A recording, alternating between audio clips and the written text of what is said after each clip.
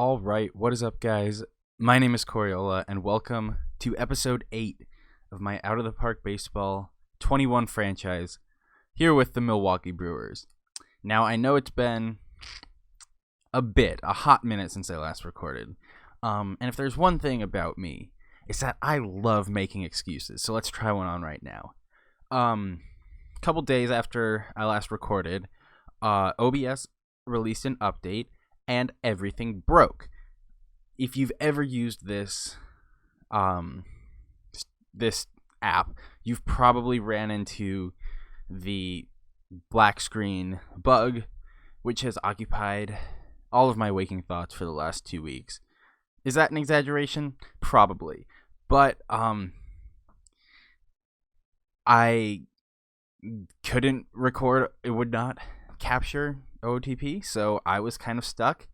I think I googled OBS black screen 80 times in the last couple weeks. But anyway, I'm back. And speaking of excuses, let's talk about the Milwaukee Brewers. First things first, this team is injured to hell again. As you can see, Kane, Burns, Boyd, and Arcia all missing significant time this year, although Kane and Arcia have just gone on the DL, the injured list. As you can see, since they have 11 days left, they went on just 4 days ago, and I clearly did not remember that, which is an indication to how long it's been since I've done this. Also, OTP really liked crashing when I was messing around with it, trying to get this issue fixed, so hopefully that doesn't happen at all this recording session. But anyway, as you can see, our team is bad on offense again. I mean, 15th in runs scored, 15th in batter war, 12th in OPS, which, and 9th in home runs. That indicates that some things should be changing, but I'm not sure. And we're not great pitching either. 8th starting isn't bad, especially considering we have 2 starters out, or maybe just 1. No, because normally I want Rasmussen in the bullpen. But Rasmussen's been fantastic this year so far, so who knows? He replaced Boyd when he went down, and Supak replaced Burns. Although I think Burns was hurt first, yeah. Which is disappointing, because he was having a really nice start to the season, and he will be out for the rest of the year, it looks like. Bullpen's been fantastic, which is great. Hader has regressed. His ERA has almost doubled, but he's still one of the best relievers in baseball. So Knievel and Williams are doing all right. Taylor Rogers and Joe Jimenez are doing really, really well. And yeah, Berrigan, the worst ERA in the bullpen is 4.4.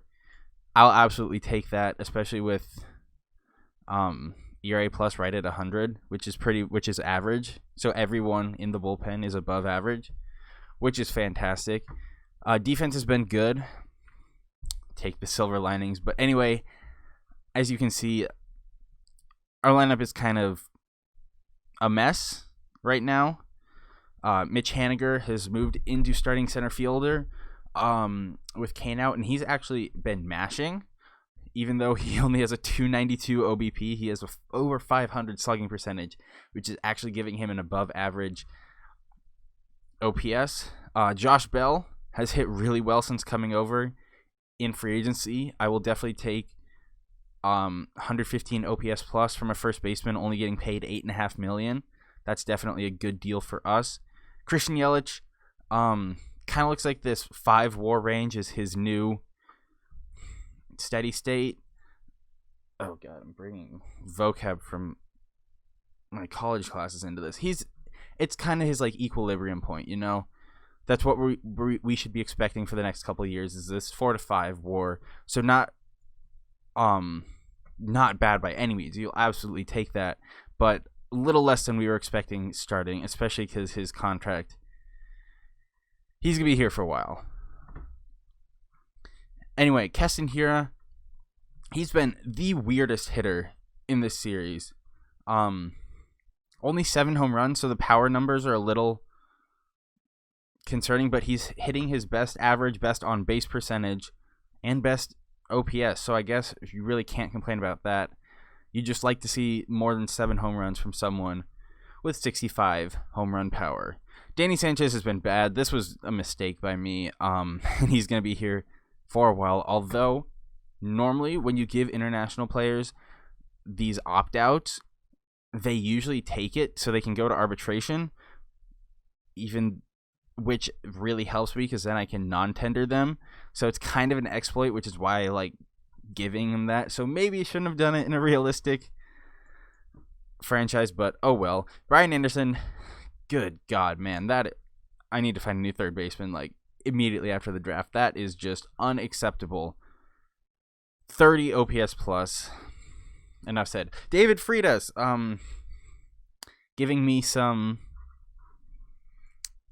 Forgot the word. Just completely forgot the word. Vindication. That's it. This happens to me all the time where I'm just talking and the word I'm looking for, my brain just stops working sometimes. And Luis Urias has also been bad. Shocker. No one could have predicted that. Pitching-wise, I'm going to burn through this. Freddie Peralta will take it. Walks are a little too high. Home runs are way too high. Although the walks are better than last year. Strikeouts down is concerning, and the home runs up is also an issue, but he's having a solid season.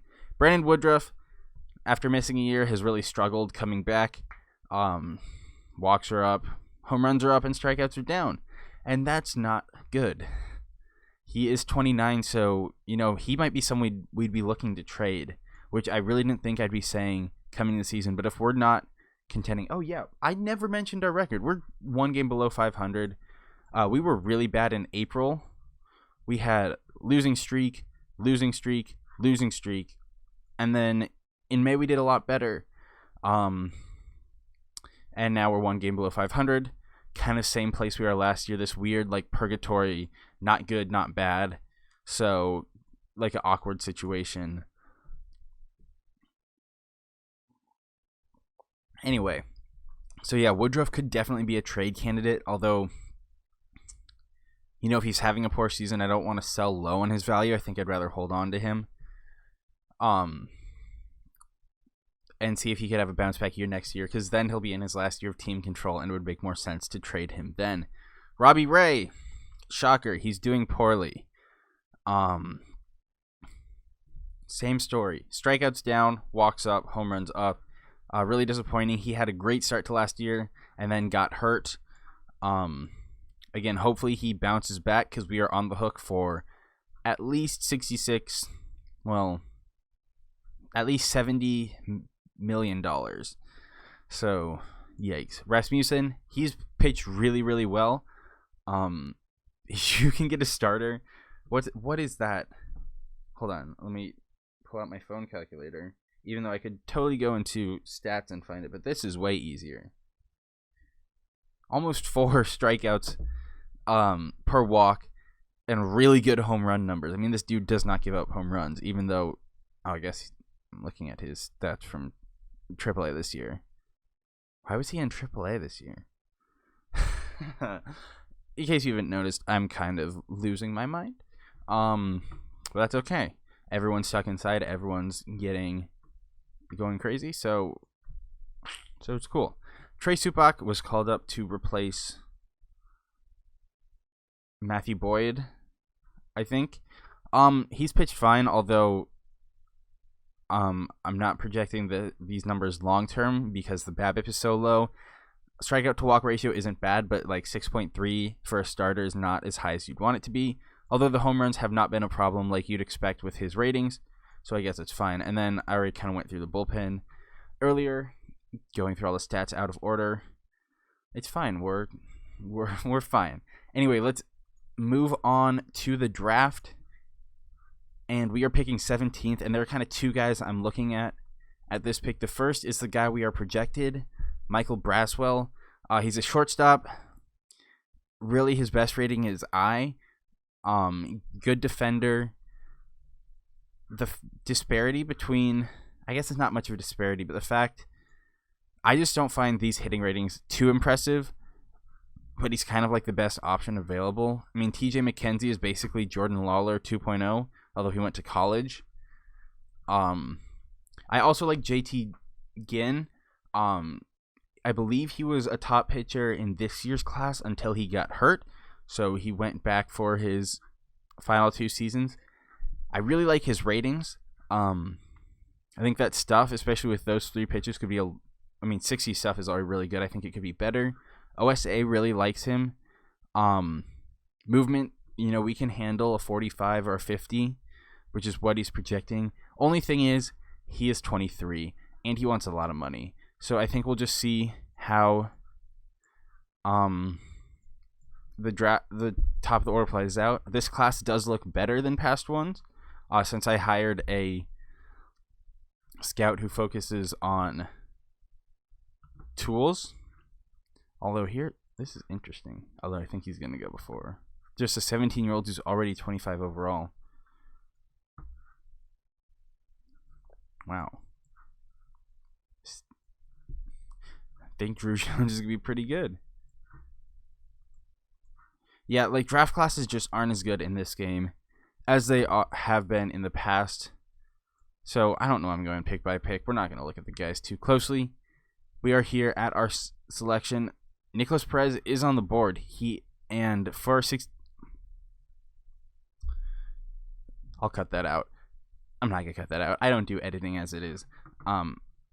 He is 17 years old with 25 overall, which means he is ready to play, which is one of the issues. Guys coming in that young normally aren't that good. Here is a reliever who looks like he could be a pretty good starter prospect. I am very interested in Josh White. He doesn't throw terribly hard, but he looks like he has 3 good pitches. That's interesting that he's listed as a reliever. He pitched starter innings in college. So I guess it's between him. Oh, here's Tristan Smith. This guy looks pretty good too, although I don't.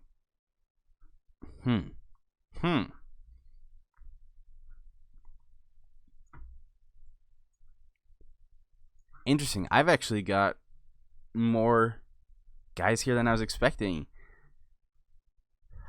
So it's going to be a pitcher. It's going to be between this Josh White guy, and I really wish I could check his ratings as a starter. I don't know if I can get overall anywhere here.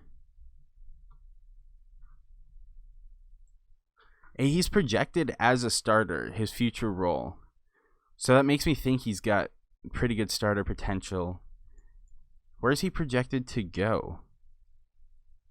He could be on the board for our second pick? Yeah, I have not seen any relief pitchers in this mock. But, to be fair, I am blind.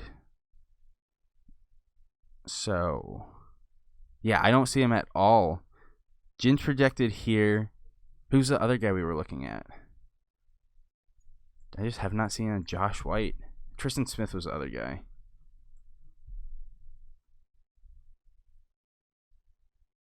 Yeah, once again, I am struggling to see these guys. Tristan Smith is projected to be our 3rd round pick. Interesting. Okay, so in that case, I'm going to take JT Jin and see who falls to me, because I definitely think at least one of Smith and White will be available in the 2nd round, likely both. So yeah, JT Jin out of Mississippi State will be our 1st round pick. And here in the 2nd round, Smith is still on the board. All right, White did get taken. He went...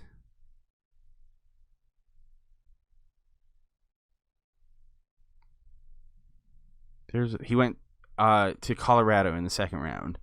All right, I think I'm going to take Tristan Smith then. I really like his profile, like 3 really good pitches, decent movement, control has the potential to be not bad. So yeah, for $900,000, I'm definitely going to take him. So we get 2 starters to start the draft. So I definitely want to look at offense, especially because there's really only one. Really only one. I said those words way too quickly. Pitcher left who struggles with home runs and is a fly ball pitcher. Not my favorite. So let's look at offense. And yeah, I mean, these drafts are just slim pickings. I'm interested in Hinkleman. I don't think he's ever going to hit for much average, but he looks like he could be good defensively, and good power. And if that's really tempting right there. I mean, you're not going to get much better tools at this point in the draft. That power and that eye, he could be a really productive player even if he doesn't ever hit for power. So yeah, Cole Hinkleman will be our 3rd round pick. Here in the 4th, this point is kind of all about looking at tools. Here's a catcher who has pretty good defensive ratings, actually. And he has really good personality ratings. So I'm really liking Silas Ardoin. I don't know. Is he French? Is he? Yeah, I think. All right, he's from Louisiana, so I'm guessing that's a French pronunciation. So here we go. Silas Ardoin. That's fun to say every once in a while. So yeah, he'll be our 4th. There we go. I can count. I promise. This has been a disaster so far. I cannot speak. Nathan Baez. A lot of people were unhappy that I did not sign Javier Baez last episode. He signed with Miami and he's been bad. So, although he's been about 30 OPS plus better than Luis Urias, oh my god. So, I don't know. He's worth positive WAR, so I guess that would have been an improvement at shortstop. But I don't know if that was worth a 3rd round pick. I think I'm happier with, who did I take? Hinkleman. It's also this, I like this shortstop, Nathan Baez, who's got pretty good OSA ratings. And he's looked solid defensively. So yeah, Nathan Baez will be, I'm still looking at all batters. I should be looking at pitchers too. But I don't really care. So we are taking Baez here in the 5th round. And yeah, there is just slim pickings left. So I think, actually, I always love taking these pitchers with good hitting ratings. Never works out, but like the one time it does, it's a lot of fun. And I'll see if this Gilbert guy is still available in the next round because I like his ratings. He is, so he'll be our 7th round pick. There's a couple guys here left that don't look terrible. Andrew Devine's another one. And it looks like he got taken. There's a lot of these guys who have bad movement and good everything else. So yeah, I'm going to take another one of them. Michael Doolin here in the 8th round. Any other pitchers I'm interested in? I mean, here's another guy just like that. Miles Jansen. This guy could be a great reliever with those pitches, even if the movement never gets too terribly good. So yeah, we'll take him and then look for someone offensively with our last pick. Anyone with good power. Oh, wait. I like this guy. We need some third base depth. Although he's listed as a third baseman, but it's not one of his positions. Not terrible hitting. But yeah, I mean, these classes are just pretty sparse in OOTP 21. I mean, the highest contact available. Here's a guy with good. You know what? We'll make Tim Brook our last pick because I like the eye and the avoid strikeouts. So yeah, he'll be our 10th round pick, and we'll have our head scout finish it out. Hey, that rhymed. I'm not gonna sign Jaden Newt. So yeah, that is it for our draft. I really like our first 3 picks, and then pretty steep talent drop off. But other than that, I'll be back at International Amateurs. So it's only been one day since I last was speaking to you. I don't know. I'm struggling, man. Anyway, we're making a couple of roster moves. First of all, we have DFA'd Brian Anderson. He's done. He's not playing for us anymore. We've called up Luis Urseg. Him and Montero will split time at third, I'm assuming. Not really. Okay, cool. But yeah, I mean, we just had to get somebody else playing there. And then to upgrade over Luis Urias, I'm going to be making a trade. Santiago Espinal is kind of one of those 4A players. He's hitting all right in AAA, not exceptionally well, but he's got really good hitting ratings. And he's 27 years old. He's not getting playing time in Toronto, so it totally makes sense they'd want to trade him. So we are going to send them catching prospect Darian Miller and get our new starting shortstop, except he's injured right now. And I'm going to put him on the injured list because he should not be playing. I have not activated him yet.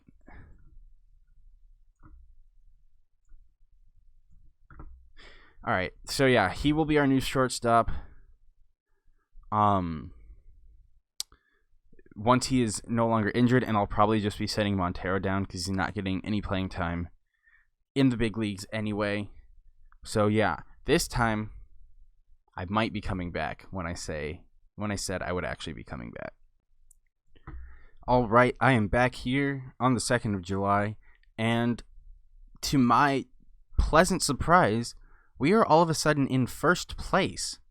We're coming off a nice little 4-game win streak, even though we weren't like too terribly impressive since I last recorded.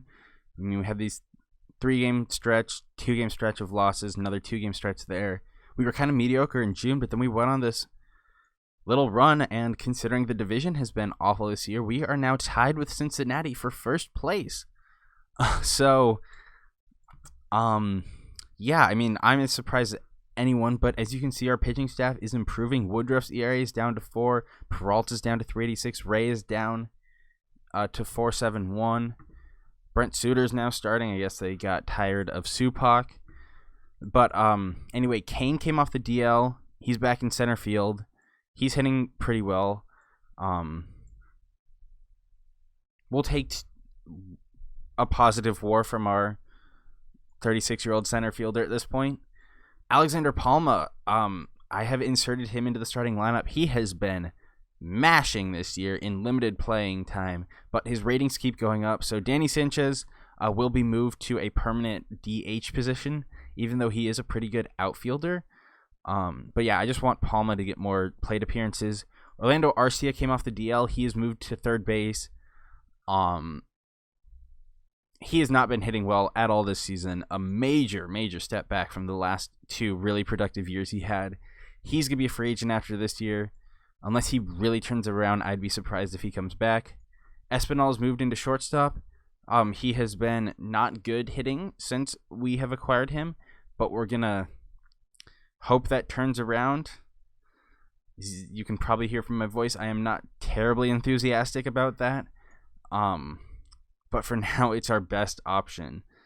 57 OPS plus is technically an improvement from what Luis Urias was doing. By September, we might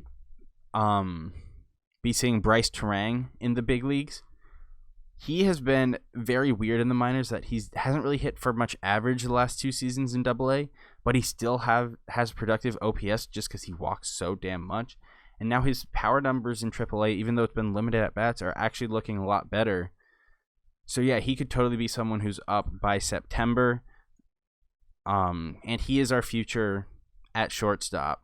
Obviously, we're going to have Hura at second. So we can't play Terang there. But yeah, he's our future shortstop. Hopefully he'll be up by September. I'm completely repeating myself at this point. Let's look at some international amateurs. Immediately, there are 2 guys that stand out. And surprise, surprise, they're the top ones. I don't like paying first baseman big bonus money. This guy's only 15. Although he could be in the big leagues really soon. He already would be good in Arizona. Shit, okay. Leonardo Montalvo is very interesting. Forgot to change it back. I do like this third baseman, actually, quite a bit. Manny Cervantes, he has good work ethic, a really good arm. Huh. There are some pretty intriguing options. He would be a $5 million bonus. This pitcher, I mean, he throws a lot harder. I'd like Pacheco more than I would Montalvo. Not going to get the first baseman. So, yeah, there's definitely some pretty good options. Frank Negron, yikes. From the Dominican is another option, although I don't like him as much as Pacheco. Center fielder looks like a pretty good hitter. Yeah, there are definitely some options in this year's class. They're all big money guys, though. So I'm really only going to be able to pick one. So this is going to be interesting. I'm not good at making decisions. Although I definitely have to be leaning towards Pacheco. He's 6'8". God damn. Okay. You know what? Yeah, let's do it. I'm going to sign Arturo Pacheco as our big money guy. There we go. And yeah, that'll pretty much do it for this episode. I guess we'll simulate up to the All-Star break. And we keep winning. I think Pittsburgh was in third place last I checked. So yeah, so we are now 2 games firmly in the lead with 6 more to go before the All-Star break. And of course, now we're playing a decent team in Philly. I assume they're decent. We lose the series, although we do salvage last one. And then a series against Baltimore. Come on, we should really win the series. Come on, guys. Okay, we get a rain out the last day. It's fine. We are still in first place here at the All-Star break. And All-Stars... This is the prospect game. Oh my god. I didn't... Anyway, looking for Milwaukee All-Stars. Trey Supak has made the All-Star game. So has Josh Hader and Christian Yelich. Okay. I don't know if Supak deserved to make the All-Star game with his .233 BABIP, but congratulations to him. Also, it's funny that we are worse than the top 3 wildcard teams. It's just fitting, I think. Anyway, that'll do it for this episode. We are actually possibly contending for the first time in this series. Contending with massive air quotes, but team is looking better. I think we're making progress. So that'll do it for this episode. Thank you for watching. Thank you for sticking with me as I dealt with my recording issues, and hopefully I'll be back to regular content for the next few days. Also, the NFL draft is coming up. I don't know if I've mentioned it before, but the NFL draft is my genuinely favorite day of the year. So I might do something with that. I don't know. We'll see. Anyway, thank you for watching. Hope you enjoyed. See you guys next time. Goodbye.